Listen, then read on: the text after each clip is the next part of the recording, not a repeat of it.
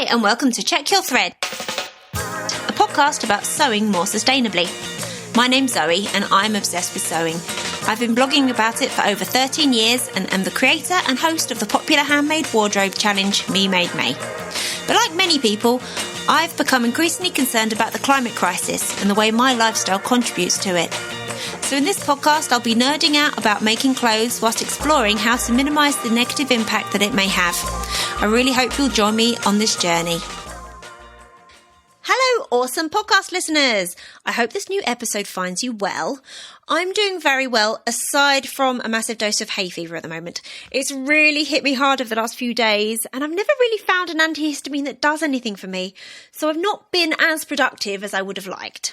Sewing-wise, I've been making a shoulder bag from scraps and leftovers, which is going to form my next Free Pattern Friday blog post on my Sozo blog. So it's a great one for using up bits, and it's helped me put some denim and canvas scraps to use for the outside and some leftover linen for the lining. Plus I've used a zip from my stash, so it's effectively been a free project. Sustainability-wise this week, I was delighted to discover that my compost making endeavours over the last year have worked out, and I found some lovely homemade compost at the bottom of my bin, and I've spread that out on my growing beds. I also planted some parsnip seeds and some spring onion seeds outdoors directly into the ground. And I've planted some cauliflower seeds and 4 different types of tomato seeds in pots that are now living on the windowsill in my kitchen. Based on my experience last year, I have very low expectations for the cauliflower, but I thought I'd have an experiment anyway. But I have very high expectations for the tomatoes. My goal with my growing this year is to be able to cancel my fruit and veg box for a couple of months during the summer because I'm hoping that we'll have so much homegrown stuff coming through. Also this week, I took a trip to a fairly local zero waste type eco-living shop and I got some refills and some plastic free products. I've been using a face cream by a brand called Upcircle, which I really like, and it's lasted for yonks. So the packaging for that is plastic free. It's got like a glass pot with like a metal lid. And I was able to get a refill of the product at that shop, so I did that. Plus I bought a nice solid soap bar and some other plastic free bits. I feel a little bit conflicted really, I guess, about those kind of shops though, because I feel they're very much like a lifestyle shop full of stuff that isn't really very cheap. So I'm really aware that it's not very accessible for everyone, you know. I'm sure that there are a lot of people that wouldn't feel very comfortable going to a place like that. Plus the products wouldn't be affordable to many. Anyway, I really like it and I've got some cool stuff. Another reason why I wanted to go, though, is that they have a collection bin for the blister packs that many like medicines and vitamins brands come in. So it's the only place that I've found that you can take them and they get recycled. So although I know that recycling isn't the answer to the world's problems and we need to be reducing our plastic consumption in the first place, it does feel better than chucking them in the bin. And then, like the next day, I saw via Less Waste Laura on Instagram, who is an incredible environmental educator, who you really should be following, by the way. She was sharing that all branches of Superdrug here in the UK are going to have collection boxes to collect medicine blister packs for recycling. Apparently, Superdrug have done some sort of collaboration with various brands along with TerraCycle to make this happen. However, you can put any brand of medicine or vitamin blister pack in there. So this is a major win for everyone because there is a Superdrug in pretty much every town. So this is so much more accessible for everyone. So although it's a small action individually, if everyone did it, it'd be really significant. So if you're in the UK, start collecting those blister packs and take them to a Superdrug when you're next passing. Okay, let's talk briefly about last week's episode, which was called Textile Activism with Shams Eldin Rogers. It's had a truly incredible response, so thank you so much to everyone who's left a comment, sent a message or shared about the episode in social media. So in my Instagram post about the episode and in the show notes and in the intro to last week's episode, I made some strong declarations about how incredible the conversation was and how it was the most powerful and impactful episode of Check Your Thread. So hands up who heard or read those statements and initially thought, all right, Zoe, rein it in, we'll see. And then you listened and discovered for yourself just how incredible Shams is and how thought-provoking and powerful her discussions were. And then you realised the hype was fully justified. I am eternally grateful to Shams for sharing so much of herself. And I know I'm not alone in being inspired to raise my game as an activist and as a human, thanks to her. If you're listening to the Check Your Thread podcast in some weird order and you haven't heard it yet, go back and listen to last week's episode. You won't regret it. So I think that the podcast may well have peaked with last week's episode, but let's plough on regardless. Because it was such a lengthy episode, I'm balancing things out this week with a shorter solo offering. I'm going to do away with the preamble this week and just get stuck into the actual episode. Just to add though that there's an outline of the main points and ideas from this episode in the show notes. Okay, enjoy!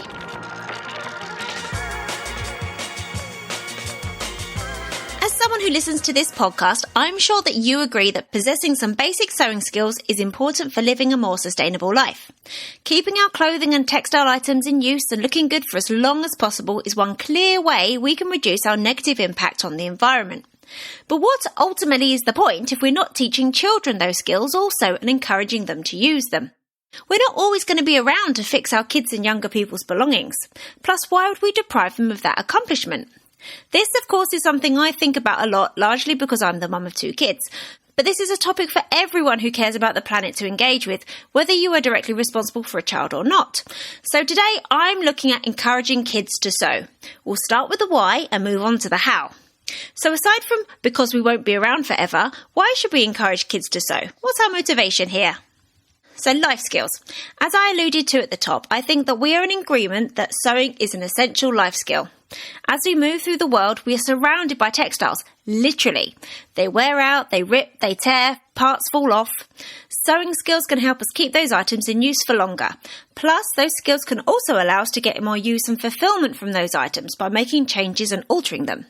When taken a step further, sewing skills can allow people to be their very own personal fashion designer and give them the ability to choose exactly how they wish to present themselves to the world. All these uses are powerful and should be taught as standard in my opinion. But sewing, textiles or home economics classes are being taught in fewer and fewer schools now. And we're at risk of robbing future generations of those valuable and powerful abilities. So however we learnt to sew ourselves, as many of us as possible have got to step up and pass those skills on. And while we're at it, we need to teach kids why those skills are important. Empowerment and self-sufficiency. One child may reluctantly learn the basics like stitching on a button or mending a hole in their teddy. Another may discover a true passion that becomes an important creative outlet for them. Both will have been taught, however, that they can be menders and makers, that they're not merely consumers. Both will feel qualified to some extent to wield a needle and thread, or possibly even a pair of scissors to the items that clothe them and the textile items they own. All of that can be a potential source of pride and accomplishment. Alongside that material and emotional empowerment goes financial empowerment. Basic sewing skills will help them care for and extend the lives of the items that, as adults, they will have chosen to invest their money in. Preservation of resources. By acquiring basic sewing skills, we can all extend the use of the resources that went into our garments. The energy, the water, the labour, the time, and everything else that brought that garment into existence will be honoured more greatly, and fewer of those same resources will be called for because the garment won't require replacing so quickly. So encouraging the acquisition of sewing and mending skills has got to happen alongside learning why they should be used. We can't expect children to be better custodians of the earth than the generations before them have been without these skills, plus the knowledge of why they're important. Passing on knowledge. And think about your own abilities, your own sewing or making journey. How did it begin? Was it a relative, teacher or friend who first showed you the ropes? A handful of books, YouTube tutorials or blog posts? Or a combination of the above? No matter how long you've been making, it's most likely that it's been a bit of a slog to get where you are now, with hard-won victories along the way. It might feel pretty satisfying to help someone else accrue some skills of their own to take away and use. I'm not talking about writing lesson plans and imparting every tip or trick in your book, just a handful of pointers and some basic knowledge. But honestly, it doesn't have to be you to do the actual teaching, which is why I called this episode Encouraging Kids to Sew rather than Teaching Kids to Sew. More of that in a bit. So how can we do this? How can we encourage kids to sew?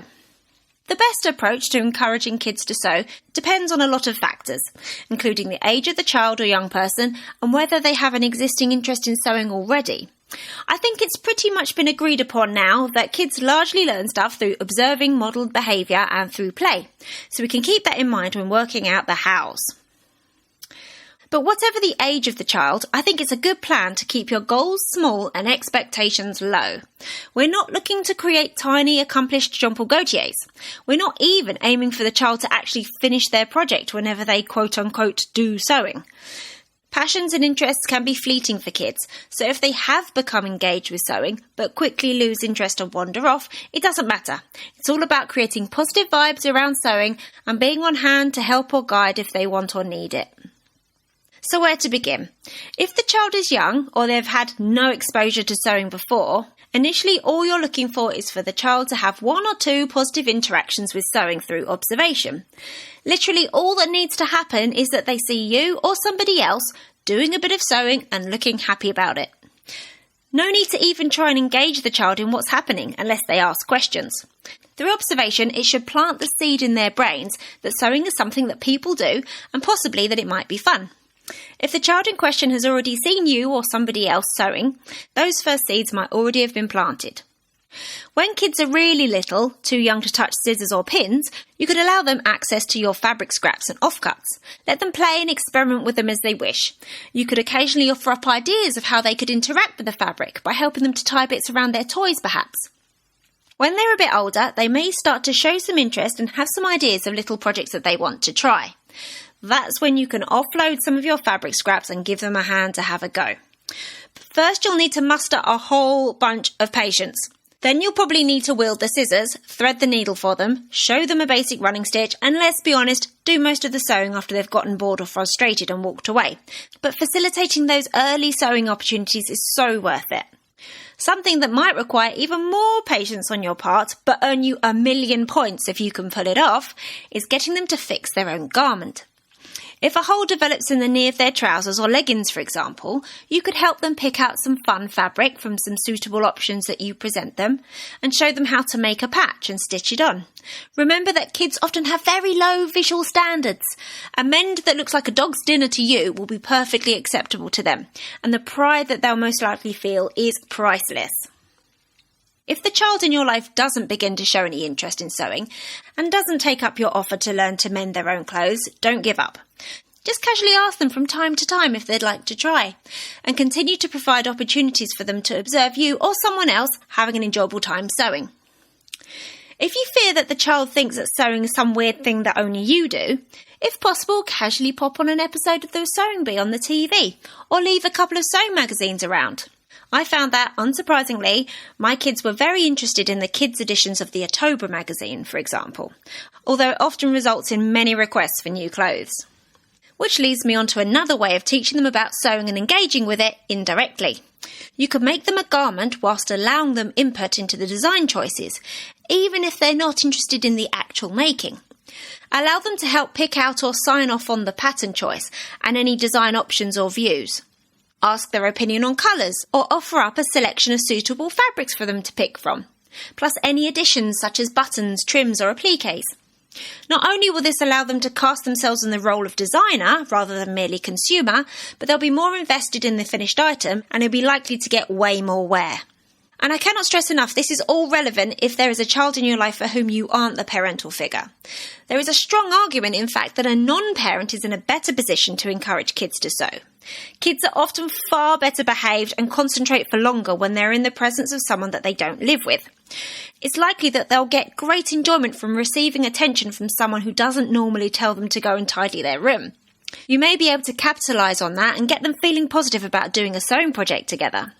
Previous guest Shelley Summer works on a collaborative quilt project when the young people in her life, including nieces and nephews, turn 13. What an incredible, special way to create a bond and a positive relationship with making, as well as to celebrate a special birthday. If you don't live with the child in question, but you hear on the grapevine that they are interested in sewing or art and design or craft or clothes, you could try and fan that spark by sending them a book or a basic sewing kit or a few lengths of fabric to play around with. And perhaps follow that up with the offer to help them out when you next see each other. If art and design, craft or clothes aren't their thing at all, another in to making them aware of sewing could be through a fascination with machinery, technology and gadgets. Of course, having young children near moving sewing machine parts and sharp objects has clear dangers. But when kids are a little bit bigger, allowing them to pull the pins out as you slowly sew a seam, and even letting them have a go at using the sewing machine themselves under heavy supervision might be a lot of fun for them. If your early offers at teaching them to hand stitch didn't interest them, the sewing machine might spark their interest enough to want to try making something. Previous guest Eliu Hernandez told me that his mum showed him how to use her sewing machine when he was young. It didn't spark an interest in sewing straight away for him, but by showing him what was possible, that early experience of using the machine afforded Eliu the confidence to try making a bag for his friend many years later, which in turn sparked his interest in making things from reclaimed fabric, which of course is one of the most fun activities there is. I guess the age for when to let a child near your sewing machine depends so much on the actual child. My daughter is definitely a more crafty child, and I always thought that I'd allow her to start using my machine when she was about 8. However, when she was 6 and we were stuck at home during lockdown, we worked on some sewing projects together that involved me showing her how to use the machine. I explained about seam allowances and how to keep them even, and how to use the reverse stitch at the beginning and the end of a row of stitching. Now she's got the knack of using it, and she hops on it regularly to make little things now and then. Once again, encouraging kids to sew doesn't have to be about you doing the teaching if you don't have the time, patience, skills or inclination. Whilst textiles and home ec classes in schools are dwindling, there are other venues where kids and teens can get their sew on. Some sewing school businesses have regular kids sessions, sometimes during school holidays. So if a child you know would like to learn, do some research around your local area. And even if it's not a lesson in the curriculum, some schools offer after-school sewing or crafting clubs where they can do some making with their friends. Speaking of which, if you are really sold on this idea of encouraging kids to sew, and the child in your life is enthusiastic about sewing, you could take it to the next level and host a kids' sewing party. Pick a simple project and invite a few of the kids' closest friends. You might have to borrow an extra sewing machine or two, unless it's a hand-stitching project, of course. Then you'll be encouraging even more kids to sew beyond the ones in your direct orbit. This would, of course, earn you 10 million points, plus my eternal respect. Well, these are my thoughts and ideas on the topic of why and how to encourage kids to sew. As always, I would love to hear your thoughts, so please drop me a line and we can include them in a follow-up. Thanks so much for listening. I really hope you enjoyed this episode and are left feeling inspired. For more info about the podcast, including show notes for this and every episode, head to checkyourthread.com. I'd love to hear from you, so if you have any comments, questions or ideas for future episodes, please get in touch by emailing zoe@checkyourthread.com or find me on Instagram @checkyourthread. Massive thanks to Patrick Potter for production support, to Sylvia Seller for the awesome logo design, and to Simon at Palm Skin Productions for the music. This ad-free podcast would not be possible without listener support, so if you feel you are able, please consider signing up to the Check Your Thread Patreon. For the equivalent of buying me a coffee each month, you'll be making it possible to continue producing regular episodes. Links can be found in the show notes and on the website checkyourthread.com. I hope you'll listen again next week. Until then, take care. Bye!